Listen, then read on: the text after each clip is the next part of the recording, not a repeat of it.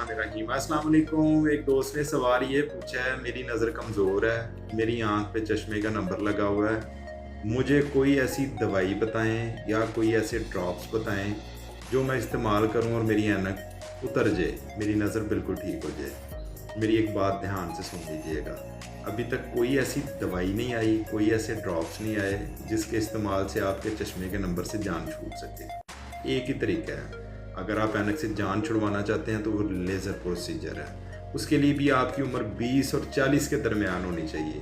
अगर आपकी उम्र 20 और 40 के दरमियान है, आपको दूर का चश्मा लगा हुआ है, आपकी हमेशा के लिए उससे जान छूट सकती है, वो भी लेज़र प्रोसीजर से, लेज़र लगाने से। पेनलेस प्रोसीजर है, इसमें पेन कोई नहीं होती, बग़ैर दर्द के ये प्रोसीजर क्लियर कर दिया जाता है। सारी ज़िंदगी के लिए ऐनक उतर जाती है और कोई लंबे चौड़े साइड इफ़ेक्ट भी नहीं है इसके। लिहाजा कोई ऐसी दवाई नहीं जिससे आपकी ऐनक उतर सके।